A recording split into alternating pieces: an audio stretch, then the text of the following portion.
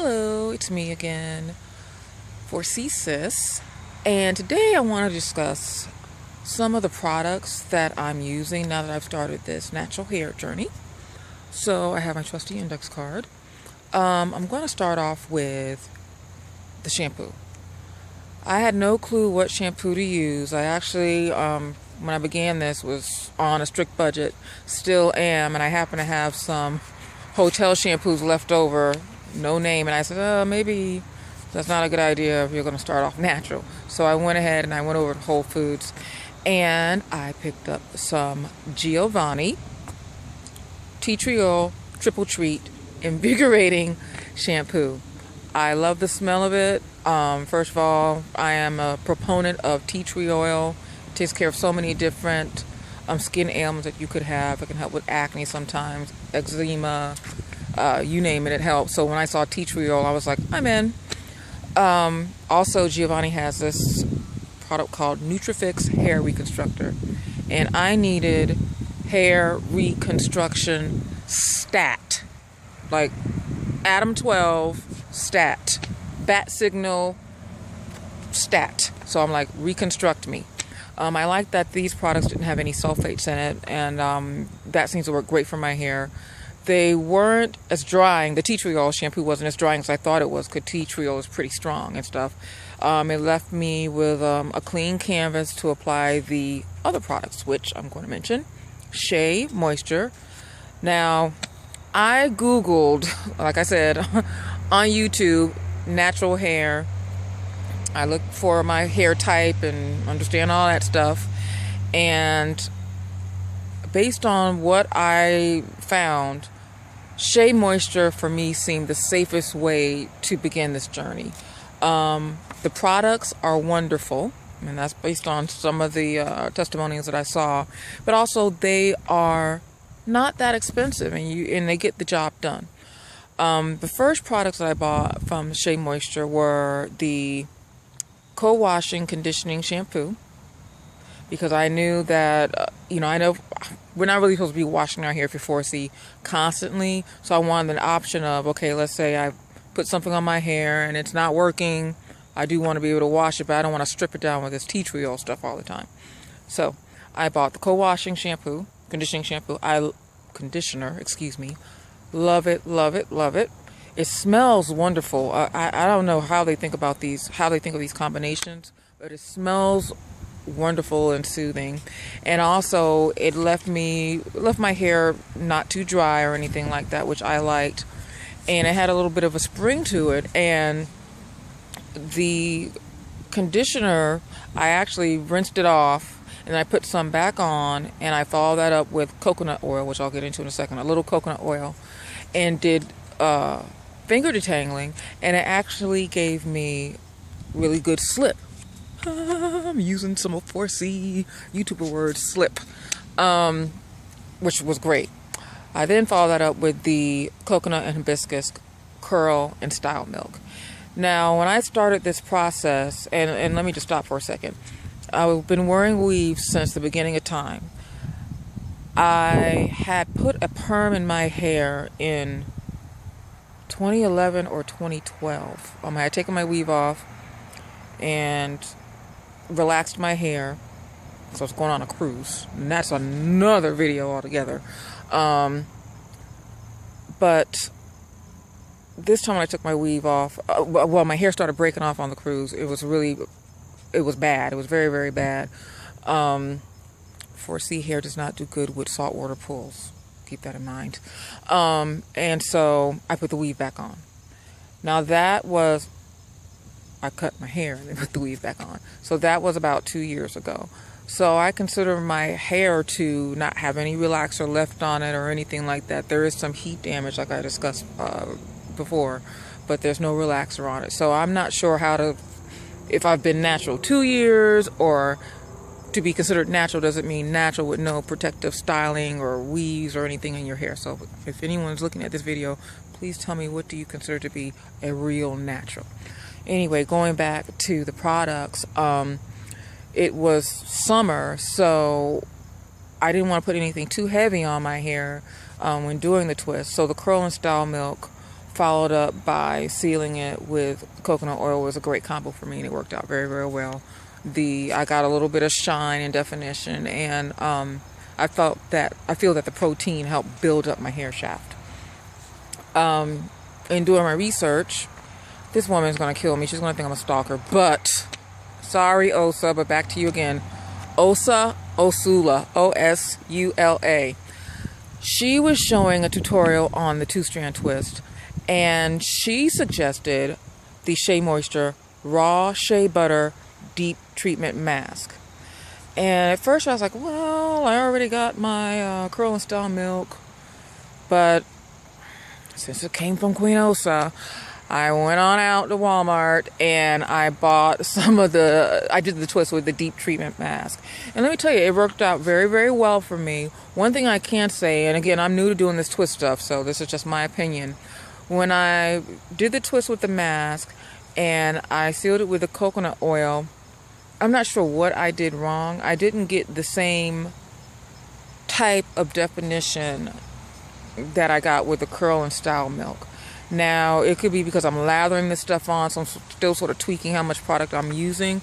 But I sort of did, this is strange, prefer the definition I got with the Curl and Style milk, but I preferred how my hair itself felt with the Raw Shea Butter Deep Conditioning Mask, doing the twist that way. And to further complicate things, there was a sale at Walgreens where they were doing this buy one, get the second 50% off thingy. Didn't even need it. Already had a vat of the deep moisture mask, but hey, I said, good time to try the coconut and hibiscus curl enhancing smoothie. And now that it's fall and I'm in Georgia, it's beautiful today actually, I'm liking the curl enhancing smoothie followed by the coconut milk, sealing better than the deep treatment mask. So with that all being said, I think I'm going to actually go between the mask and using the smoothie, only because I think that mask is really conditioning my hair and getting it really, really healthy. So I think it's a win-win situation when you do the 2-strand twist using the mask, because you're getting that extra conditioner.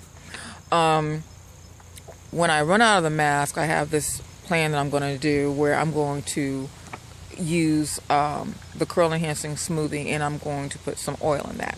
So leading into the oils,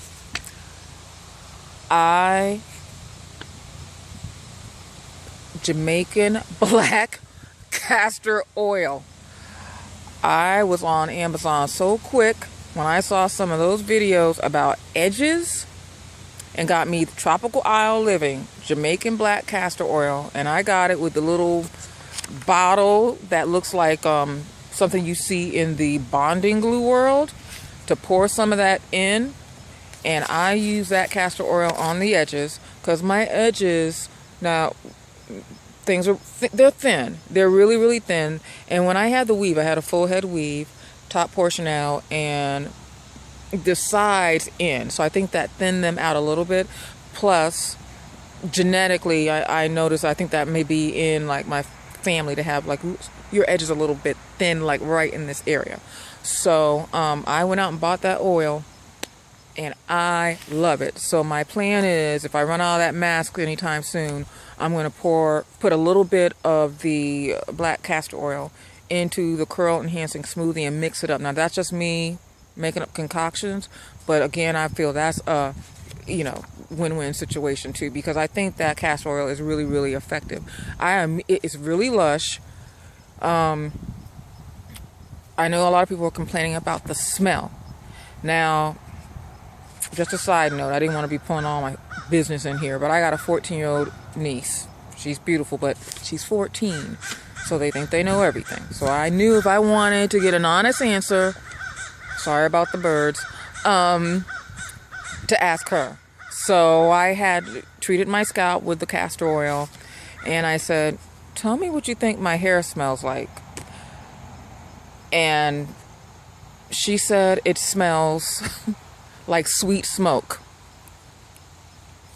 I don't care.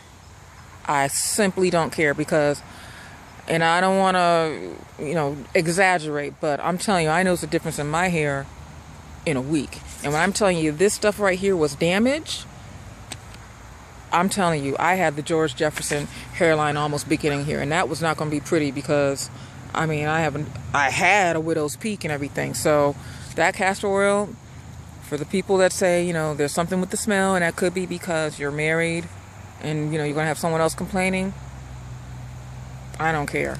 That's magic. The Pompeii extra virgin oil. Yes, yes, yes, yes, yes. It's not as heavy as the castor oil. You can treat your scalp with it pretty easily. You can find it everywhere. One thing, again, sorry, Osa, I didn't think about this, but when I heard it, good Lord, I'm saying when it was said to me, but when I heard it on YouTube, I was like, this makes sense. Pour the oil in your hand and don't let the top touch your palm, because you don't want to put bacteria into the vessel where the oil is being held. So keep that in mind also. But with olive oil, you can do hot oil treatments. You can just do so much. You can mix it into other conditioners, and there shouldn't be too much conflict with the two items. So olive oil is an absolute must. If you're on a budget and you got to get something and you need something handy that's multi-purpose, olive oil. I found this stuff called Hollywood Beauty Tea Tree Oil. I really, really love it. It invigorates my scalp, and I've heard that tea tree oil also promotes hair growth. And with regards to the hair growth, everybody most people like long hair. I'm really more about having a healthy, full head of hair. I don't need my hair, I don't need to be doing all this bra strap length and waist length stuff and all these I was going to say stupid hair length checks, but God knows as this journey progresses, I'm going to be sitting there right there. Look! But I want healthy hair, and I don't want it thin anywhere. I want it full, and so I'm worrying about growing in the hair because I want it grown in all over. Side note, the back of my hair, oh dear God, broke off to within an inch of its life. I have my hair, this is a 2-day-old twist out. I didn't retwist it or anything like that, so I have lost some definition, but I do sort of like that it's soft and sort of feminine, romantic looking. And I have a little ponytail that I pulled in the back. And it's amazing when you're 4C or when you're doing these twists, how you lose, it doesn't appear like you have any length or anything at all. And then on the second day, it's like a different head of hair. And so you're like, oh wow, I guess I have a little bit of stretch, using another YouTube word, which is nice. But the back of my hair broke off. This is, you probably can't see it, but that is a braid. So that tells you how much of my hair broke off at the nape. So castor oil resides there. If you need to buy some castor oil, contact me offline because I'm going to have it all, because this back is a hot mess.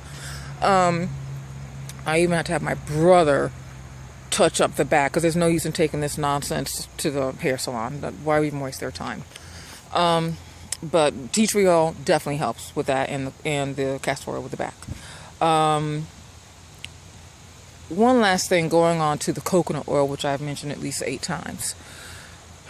I know you are supposed to use organic coconut oil. We all know about the good stuff, melts at room temperature, which it does. But if you're on a budget and you're like starting this natural hair care thing and you're starting to weigh, your options, I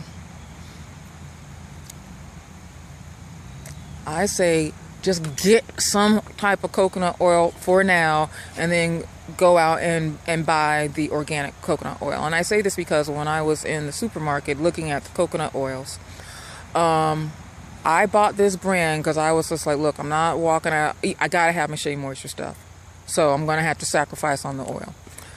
I bought this brand. It's called Luana, Lou, second word ANA. It's in a plastic white jar. I think the label's like red, white, and blue. I should have brought it with me. But it was about $4.99 for 8 ounces. And it just said 100% coconut oil. I was not looking for organic at the time, but I'm like, I need the oil.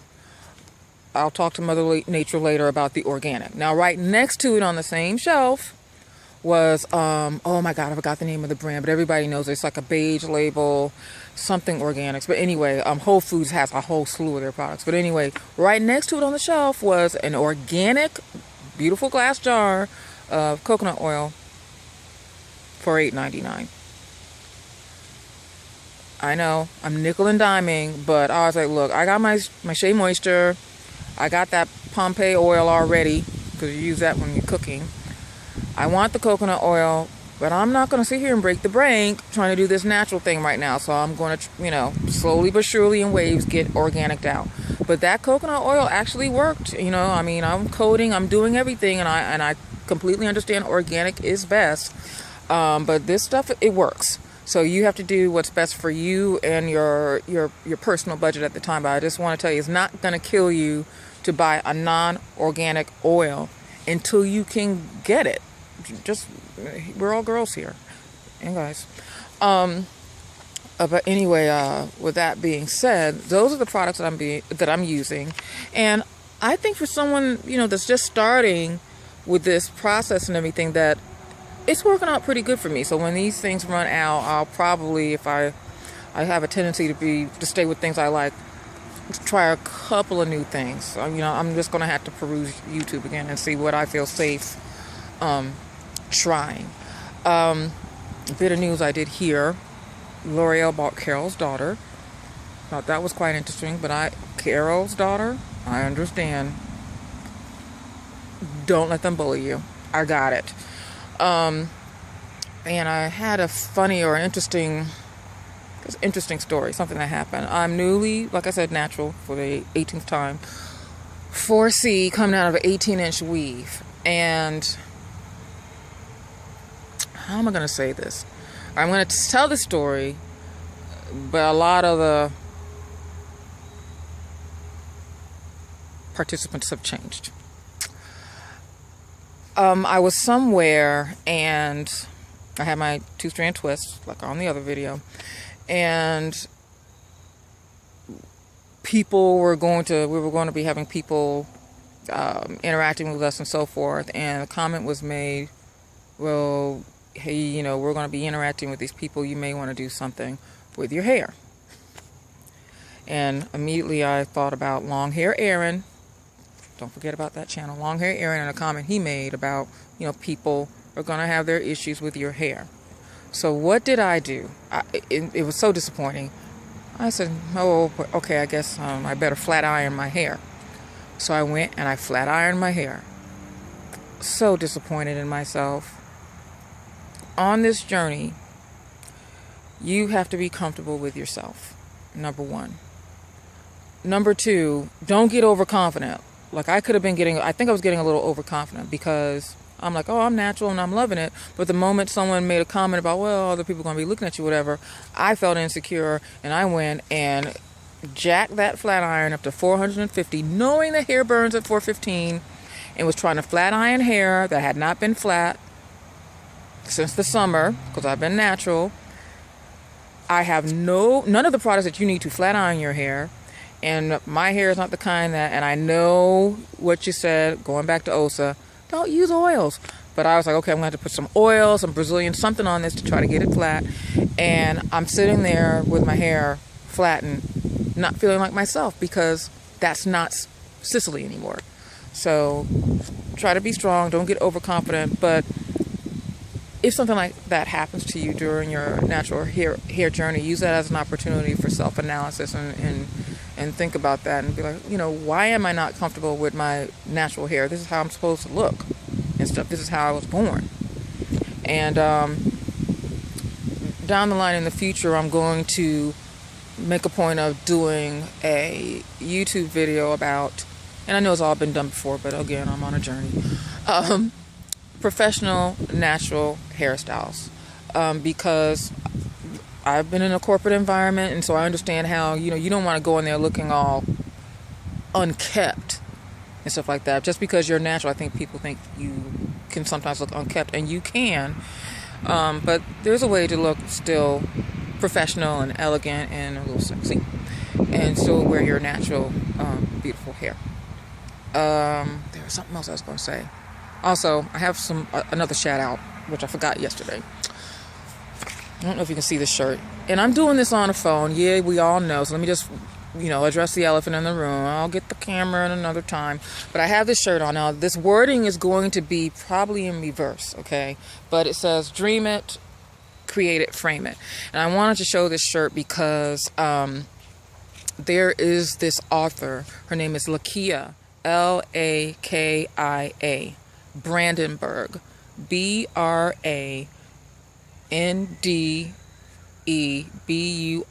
Not confident in spelling that last name, but she's written 2 books, and she really discusses marriage, and she discusses it from the standpoint of a wife and how to be a good wife and so forth and so on. Actually, she's here in Georgia, and I have had 2 opportunities to meet her personally.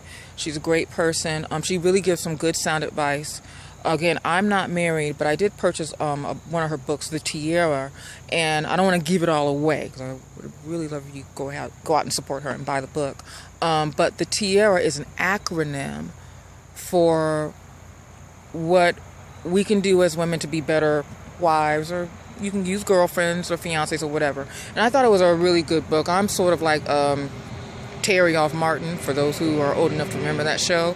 But when I read the book, I bought the book for 2 reasons. Because I wanted to support her, because she's a great person and she really gives a lot of good information. Shoots straight from the hip, very sassy. When you see her, it makes you want to go to the gym and put down the Oreos.